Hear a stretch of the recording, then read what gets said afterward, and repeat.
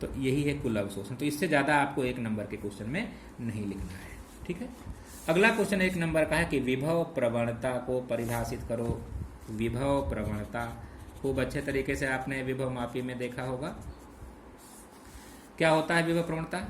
बहुत आसान है तरीका। अगर कोई तार एक्स वाई है, इसके सिरों के बीच में हमने कोई पोटेंशियल डिफरेंस या विभवांतर लगा दिया, तो जाहिर सी बात है कि करंट का प्रवाह प्लस से माइनस की ओर होता रहेगा। पहले करंट नहीं बह रही थी, अब बहेगी। तो जाहिर सी बात है एक्स वाला है ना, देखो प्लस से जुड़ा है, यानी इसका विभव ज़्यादा है, और वाई वाला माइनस से जुड़ा है, इसका विभव कम है। यानी ये वाला सिरा उच्च विभव पे है क्योंकि प्लस से जुड़ा है सीधे, देखो, और ये वाला सिरा क्या है, निम्न विभव पे है। तो जब हम धारा प्रवाह की दिशा में तार में चलते हैं तो क्या होता है वहां पर विभव में पतन हो रहा है। देखो यहाँ ज़्यादा विभव, फिर उससे कम विभव, फिर उससे कम विभव, फिर यहाँ नेगेटिव पोटेंशियल। कहने का मतलब धारा प्रवाह के अनुदिश चलने पर विभव में गिरावट आती जाती है। अगर इसकी दूरी पूरी L है और इसके सिरों के बीच हमने E वोल्ट लगा रखा है, तो L दूरी तय करने पर विभव में कितनी गिरावट आएगी, E। तो L दूरी तय करने पर विभव में गिरावट आएगी E, तो एकांक दूरी चलने पर विभव में कितनी गिरावट आएगी, E/L। यही कहलाता है विभव प्रवणता। तो सिंपल से डेफिनेशन हो गई, किसी चालक तार में धारा प्रवाह की दिशा में एकांक दूरी चलने पर विभव में होने वाले पतन को, विभव में होने वाली गिरावट को विभव प्रवणता कहते हैं, और इसका मात्रक वोल्ट पर मीटर हो जाता है।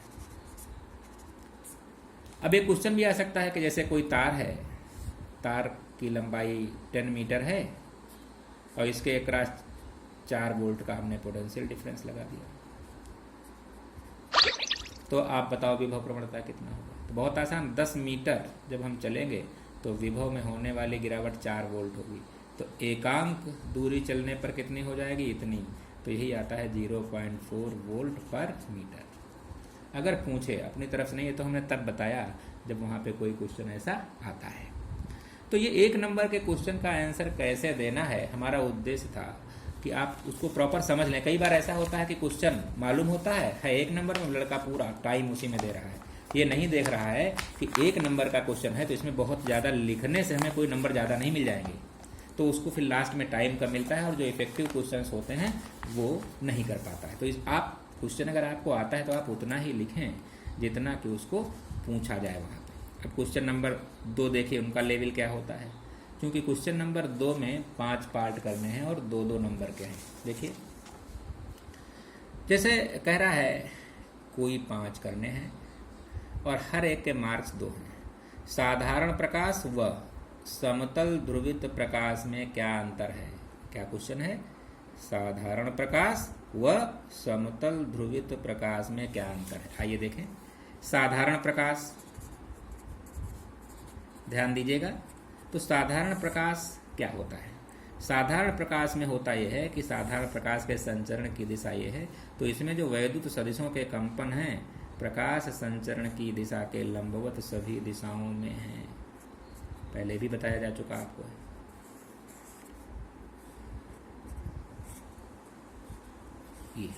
ये प्रकाश संचरण की दिशा है, direction of light wave propagation.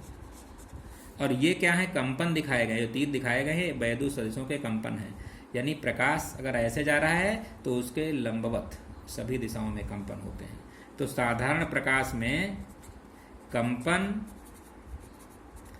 प्रकाश संचरण की दिशा के लंबवत तल में सममित होते हैं। सममित का मतलब सभी दिशाओं में, इसमें आ गया सब। प्रकाश संचरण की दिशा के लंबवत अगर हम कोई प्लेट रख दें तो उस प्लेट में इधर भी होंगे, इधर भी होंगे, इधर भी होंगे, इधर भी होंगे। तो ये वैद्युत सदिशों के कंपन प्रकाश संचरण की दिशा के लंबवत तल में सम्मिलित होते हैं। अब आता है समतल ध्रुवित प्रकाश, तो उसमें भी प्रकाश संचरण की दिशा तो ये है ही। इसमें कंपन प्रकाश संचरण की दिशा के लंबवत तो होते हैं परंतु परस्पर समांतर होते हैं। ये वैद्युत सदिशों के कंपन जो है, तो इसमें जो वैद्युत सदिशों के कंपन हैं प्रकाश संचरण की दिशा के लंबवत, ये तो ये बात इसमें भी है, परंतु परस्पर समांतर होते हैं, ये कहना जरूरी है, परंतु परस्पर समांतर होते हैं, है ना। अब इसमें जो कंपन है कागज के तल के समांतर हैं, और अगर इसको हम देखें तो ये भी आपका समतल ध्रुवित प्रकाश है, ये भी आपका एक समतल ध्रुवित प्रकाश है, ये भी प्रकाश संचरण की दिशा है, और इसमें भी कंपन जो है कागज तल के लंबवत है, तो ये भी है समतल ध्रुवित प्रकाश, ये भी है समतल ध्रुवित और ये भी है, ठीक है। लेकिन इसमें जो कंपन है कागज के तल के लंबवत है, जो दिखाई नहीं पड़ते पॉइंट के फॉर्म में, इसमें कंपन कागज तल के लंबवत है, और इसमें जो कंपन है कागज तल के समांतर है, तो दोनों चीजें हैं, ठीक है। कागज तल के समांतर कंपन है और यहाँ कागज तल के लंबवत कंपन है, तो ये भी समतल ध्रुवित है और ये भी समतल ध्रुवित है। तो ये इस तरीके से बहुत आसानी से 2 नंबर में थोड़ा ज़्यादा लिखना पड़ेगा, इतना तो कम से कम 2 नंबर में आप लिखो। अगला क्वेश्चन कह रहा है एक तार का प्रतिरोध 16 ओम है, इसे पिघलाकर पहले से आधी लंबाई का तार खींचा जाता है, नए तार का प्रतिरोध क्या होगा। पहली चीज क्वेश्चन को आप ढंग से पढ़ेंगे तभी आप कुछ कर पाएंगे। एक तार का प्रतिरोध 16 ओम है, 16 ओम, इसे पिघलाकर पहले से आधी लंबाई माने जो लंबाई पहले थी उससे आधी का तार खींचा जाता है, नए तार का प्रतिरोध क्या होगा। आइए देखें, कह रहा है एक तार का प्रतिरोध 16 ओम है, तो R1 बराबर 16 ओम है, मान लीजिए इसकी लंबाई L1 बराबर L रही होगी। अब कह रहा है उसको खींच कर पहले से आधी लंबाई का तार बना दिया गया पिघलाकर, यानी बाद में उसकी लंबाई कर दी गई L/2, तो नया प्रतिरोध कितना होगा ये कह रहा है। क्वेश्चन तो समझ में आ ही गया होगा कि एक तार का प्रतिरोध 16 ओम है, इसे पिघला दिया गया और नया तार जो बनाया गया पहले की आधी लंबाई का, तो तार का प्रतिरोध क्या होगा।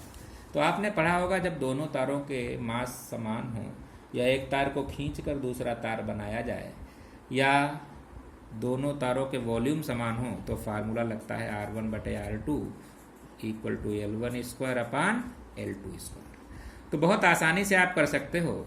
ये 16 है, R2 निकालना है, L1/L2, L1 तो है L और ये है L/2 का स्क्वायर, इसमें 2 ऊपर चला जाएगा तो 2 का स्क्वायर हो जाएगा, तो 16/R2 बराबर 4, तो R2 बराबर 4 ओम आ जाएगा। सॉल्व करोगे तो R2 बराबर 4 ओम आ जाएगा। तो इस तरीके से भी क्वेश्चन आते हैं। अगर अलग अलग तार होते तो दूसरा फार्मूला लगता है, यहाँ पर अलग अलग तार नहीं है, उसी को खींच कर बनाया गया है, इसलिए वहाँ पे ये फार्मूला लगेगा। देखिए अगला क्वेश्चन क्या है। अगला क्वेश्चन भी ऐसे ही है, बहुत ही सिंपल है अगला क्वेश्चन। अगला क्वेश्चन है 2 नंबर में आया है, किरचॉफ के विद्युत परिपथ संबंधी दूसरा नियम लिखो। पहला नियम तो सबको मालूम है, किरचॉफ के विद्युत परिपथ संबंधी दूसरा नियम लिखो। देखिए किरचॉफ ने वैद्युत परिपथ संबंधी 2 नियम दिए थे। किरचॉफ का वैद्युत परिपथ संबंधी दूसरा नियम। किरचॉफ ने कहा था कि पहली चीज तो बंद पास में लागू होता है, दूसरा नियम हमेशा बंद पास में लागू होता है, तो उसके लिए काफ़ी कुछ करने की ज़्यादा ज़रूरत नहीं है। क्योंकि दूसरा नियम है इसलिए बंद परिपथ हमें बनाना बहुत ज़रूरी है। A, B, C, D, E और F, इसका EMF E1 और इसका EMF E2। ये R1 रेजिस्टेंस है, ये R2 है और ये R है।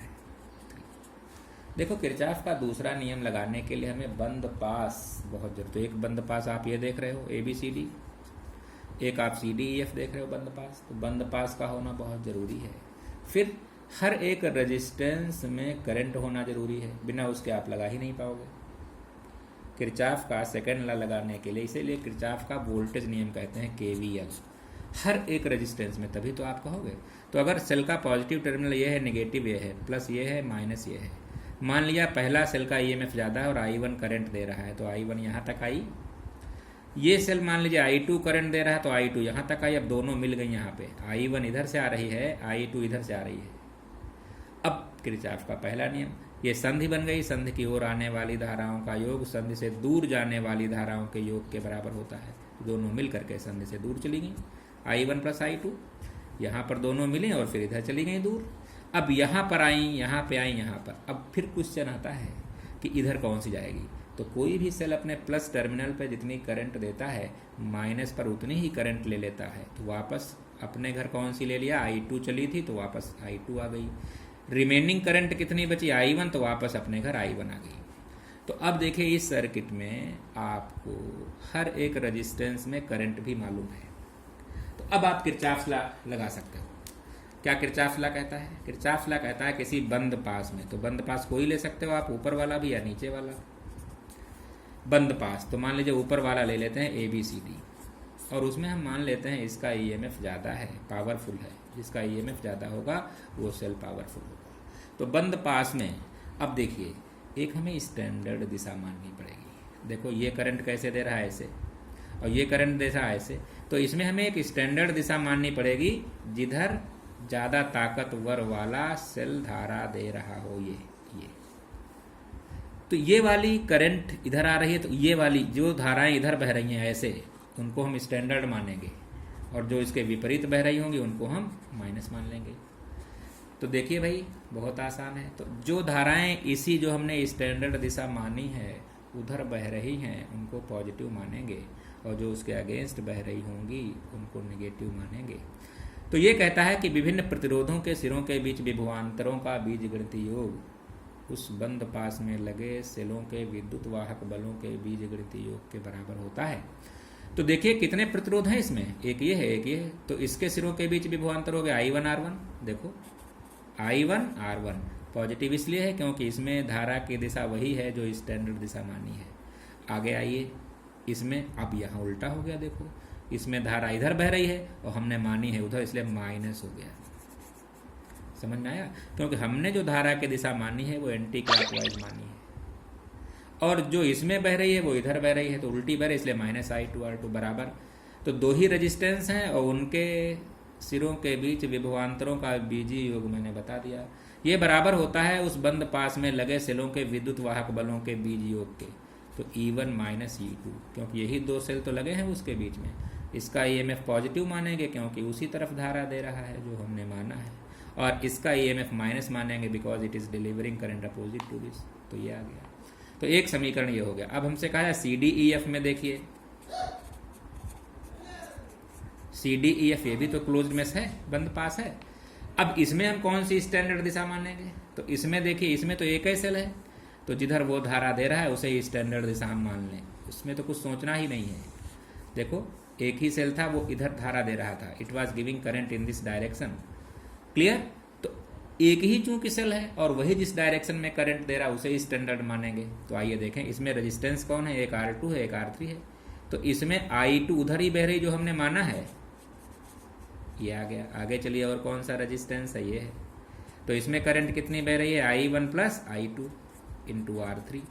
और कुछ है आगे? और नहीं है, दैट इज केवल एक सेल है तो इसका। तो ये आपका किरचॉफ का दूसरा नियम है। किरचॉफ का दूसरा नियम कहता है कि बंद पास में लगे विभिन्न प्रतिरोधों के सिरों के बीच विभवांतरों का बीजगणितीय योग उस बंद पास में लगे सेलों के विद्युत वाहक बलों के बीजीय योग के बराबर होता है।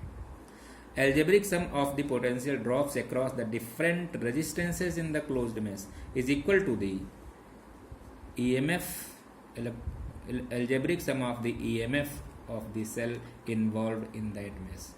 यही चीज़ वो बताता है। तो इस तरीके से आप ये भी कर सकते हो। अगला क्वेश्चन है, देखिए बहुत ही अच्छा क्वेश्चन, दोनों में कॉमन है। प्रतिचुंबकीय पदार्थ व अनुचुंबकीय पदार्थों में अंतर लिखो। प्रतिचुंबकीय पदार्थ व अनुचुंबकीय पदार्थों में अंतर लिखो। बहुत आसान है, हमने कई बार बताया कि प्रतिचुंबकीय पदार्थ क्या होते हैं। प्रतिचुंबकीय पदार्थों के दो खास गुण होते हैं, इन्हें इंग्लिश में डायामैग्नेटिक मटेरियल कहते हैं। डायामैग्नेटिक मटेरियल वे पदार्थ पदार्थ नहीं, चुंबकीय पदार्थ, क्योंकि पदार्थ में मिट्टी प्लास्टिक सब शामिल है, वे चुंबकीय पदार्थ जिनको बाह्य चुंबकीय क्षेत्र में जब रखते हैं, जिनको बाह्य चुंबकीय क्षेत्र में रखने पर क्षेत्र के विपरीत, दो चीजें हैं, क्षेत्र के विपरीत थोड़े से चुंबकित हो जाते हैं, जरा सा चुंबकीय आघूर्ण आता है। एक तो ये प्रॉपर्टी हुई। तो क्या हुई, क्षेत्र के विपरीत माने opposite to the direction of magnetic field, थोड़े से माने mild magnetized, a very small magnetic movement comes inside the space में। दूसरी चीज, दूसरी प्रॉपर्टी क्या है कि जब इनको किसी चुंबक के ध्रुवखंडों के पास ले जाते हैं तो प्रतिकर्षित कर दिए जाते हैं। चुंबक के ध्रुवों के पास ले जाने पर प्रतिकर्षित कर दिए जाते हैं, repelled back by the poles of the magnet. ये इनमें बातें होती हैं। इस पे हमने एक डायग्राम भी बताया था कि अगर मान लीजिए चुंबक के दोनों मैग्नेटिक पोल पीसेज ऐसे हैं नॉर्थ साउथ, और यहाँ पर जैसे कोई प्रतिचुंबकीय पदार्थ रखोगे ऐसे हो जाएगी चाल। It will become perpendicular to the direction of the magnetic field. Perpendicular होना ही ये बताता है कि वो परपेंडिकुलर दोनों पोल से बचना चाहते हैं। सड़क पे हम जा रहे हैं, इधर से भी ट्रक आ जाए, इधर से भी ट्रक आ जाए तो हम खड़े हो जाएंगे। खड़े हो जाने में हम इससे भी दूर जाना चाहते हैं, इससे भी दूर जाना चाहते हैं। तो if it is becoming perpendicular to the direction of the magnetic field, it means it is repelled back by these pole pieces. फिर हमने बताया था कि अगर यू ट्यूब है कोई, इसमें कोई डाया मैग्नेटिक लिक्विड यहाँ तक भर दें और यहाँ जैसे ही हम मैग्नेटिक पोल पीसेज रखेंगे वो तुरंत उसमें नीचे उतर आएगा। The limb which is kept in between the magnetic pole pieces, there is fall in the level of the liquid, और दूसरी वाले में ऊपर चढ़ जाएगा। तो वो भी ये बताता है कि ये प्रतिकर्षित कर दिया जाता है। और तीसरी चीज़ हमने ये बताई थी, अगर मैग्नेटिक पोल पीसेस के बीच में कोई पैन नुमा बर्तन रख दें और उसमें कोई डाया मैग्नेटिक लिक्विड रख दें, तो अगर पोल पीसेस पास पास में है, पोल पीसेस पास पास में है, तो यहाँ पर तुम्हारा स्ट्रांग फील्ड होगा। तो स्ट्रांग फील्ड गड्ढा बन जाएगा और जहाँ वीक फील्ड होगा वहाँ पे वो उठ जाएंगे। ठीक है, दोनों चीज़ें हमने बताई थी, एन और एस, कि यहाँ पर मैग्नेटिक फील्ड स्ट्रांग कहाँ होगा इस बात पे डिपेंड करेगा कि पास पास है कि दूर दूर है। अगर वो दूर दूर है, बहुत दूर, तो मैग्नेटिक फील्ड कहाँ पे स्ट्रांग होगा, किनारे पे, और किनारे पे जब हो जाएगा तो किनारे वाला रिपेल कर देगा और बीच में वीक होगा वहाँ उठ जाएंगे। लेकिन अगर ये पास पास में है जैसे, तो पास पास में है तो स्ट्रांग फील्ड कहाँ होगा, बीच में होगा, तो स्ट्रांग फील्ड बीच में गड्ढा बन जाएगा और किनारे पे हीप बन जाएगा। इसका मतलब है कि स्ट्रांग फील्ड उनको रिपेल कर रहा है। जब हम यही अनुचुंबकीय लिखेंगे तो अनुचुंबकीय में क्या हो जाएगा, दो चीज़ें बदल जाएंगी। अनुचुंबकीय में वे चुंबकीय पदार्थ जिनको बाह्य चुंबकीय क्षेत्र में रखने पर क्षेत्र की दिशा में, थोड़े से, ये कहना पड़ेगा, क्षेत्र की दिशा में थोड़े से, और चुंबक के ध्रुवों के पास ले जाने पर उसके द्वारा आकर्षित कर दिए जाते हैं। क्या कर दिए जाते हैं, आकर्षित। ये दो अंतर है। अब यही चीज़ इसमें क्या हो जाएगी, अगर हम इन पदार्थों को देखें तो इन पदार्थों में अगर हम यहाँ पे देखें तो ये क्षण ऐसे बन जाएगी, जैसे सड़क पे जा रहे हों, इधर भी हमें खींचना चाहे कोई, इधर भी खींचना चाहे तो हम बिल्कुल फ्लैट हो जाएंगे। इसमें देखें तो ये ऊपर चढ़ जाएगा, और इसमें देखें तो ये वाली सिचुएशन इसमें हो जाएगी और ये वाली सिचुएशन उसमें हो जाएगी। तो ये तुम्हारे हो जाएंगे अनुचुंबकीय पदार्थ। ऐसे ये क्वेश्चन और आता है, बहुत ही आसान क्वेश्चन है, ये 2 नंबर के क्वेश्चन है, तो इनमें भी बहुत ज़्यादा लिखने की, समय देने की जरूरत नहीं है। पता चला पूरा समय इसी में दे रहे हो, 5 नंबर वाले रह गए। अगला क्वेश्चन देखिए, बहुत अच्छा सवाल है। एक वैद्युत उपकरण पर 550 वाट और 200 वोल्ट अंकित है। उपकरण का वैद्युत प्रतिरोध और वैद्युत धारा लिखो। फिर से देखिए, एक वैद्युत उपकरण पर 550 वाट और 220 वोल्ट अंकित है। उपकरण का वैद्युत प्रतिरोध एवं वैद्युत धारा लिखो। आइए देखें क्या लिखा है। उस पर लिखा है इलेक्ट्रिकल एप्लायंस। अगर आप मार्केट में जाओ तो उस पर 2 चीज़ें लिखी हैं, 550 वाट एंड 220 वोल्ट। कई बार ये पूछते हैं इससे समझते क्या हो, what do you understand by marking these 2 digits. उपकरण पे अगर ये दो चीज़ें लिखी, इससे क्या समझते हो? तो पहली चीज़, जिसके आगे V लिखा है, इसका मतलब वो उपकरण 220 वोल्ट पर काम करने के लिए बनाया गया है, पहली चीज़। और ये चाहे 100 वाट की चीज़ लो, चाहे 50 वाट की लो, चाहे 10 वाट की लो, 220 वोल्ट पर सब में लिखेगा। वो इसलिए लिखा रहता है कि हमारे घरों की सप्लाई 220 वोल्ट की होती है। लेकिन 550 वाट क्या बताता है?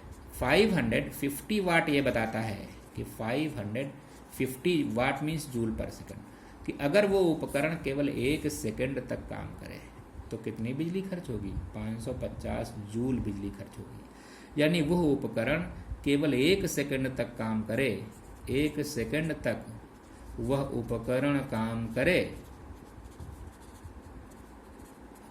तो कितनी जूल बिजली खर्च होगी? 550 जूल बिजली खर्च होगी। क्लियर हो गया? अब कह रहा है कि दो चीजें दी हैं। दो चीजें का मतलब है जिसपे आगे V लिखा है, इसका मतलब वो दिया है 220 वोल्ट V है, और जिसके आगे 550 वाट दिया है, इसका मतलब वो पावर दी है। अब आपसे कहा जा रहा है कि इसका रेजिस्टेंस बताओ और कितनी अधिकतम धारा ले सकता है वो बताओ। तो हमने फार्मूला बताया था कि P बराबर V²/R। तो R बराबर हो जाता है V²/P। तो V कितना है? 220 इंटू 220/P। P है 550। सॉल्व कर लोगे 88 ओम, 88 ओम आ गया। R बराबर V²/P किया तो V हमें मालूम था, डोमेस्टिक सप्लाई हमारे इंडिया में 220 वोल्ट ही है, इसलिए V² 220 इंटू 220 कर दिया, अपान P की जगह 550 कर दिया। कितनी अधिकतम धारा ले सकता है, इसका भी फार्मूला होता है P बराबर VI। P दिया है, V दिया है, तो I निकल आएगा, I बराबर P/V। P हमारा है 550 अपान V है 220, सीधे आ जाएगा तुम्हारा 5/2 एम्पियर। तो दोनों चीज़ें आ गई। दो चीज़ें दी थी और दो चीज़ें हमने निकाल ली। दो चीज़ें दी थी कि एक पावर 550 वाट दिया था और कितने वोल्टेज पे काम कर रहा है वो दिया था, और इसे दो चीज़ें, कई बार क्वेश्चन आया कि रेजिस्टेंस कितना है ये निकाल सकते हैं और करंट कितनी ले सकता है ये निकाल सकते हैं। एक अगला बहुत अच्छा क्वेश्चन आता है, इसी का लास्ट छठा पार्ट, लॉरेंज बल को परिभाषित करो। लॉरेंज बल को परिभाषित करो। आइए देखें, लॉरेंज बल को परिभाषित करो। देखिए हमने बताया था कि लॉरेंज बल क्या होता है। आइए देखें लॉरेंज बल क्या होता है, ध्यान दीजिएगा लॉरेंज बल क्या होता है। जैसे मान लीजिए अगर आप देखें तो लॉरेंज बल के बारे में, मान लीजिए कहीं पर अगर ये है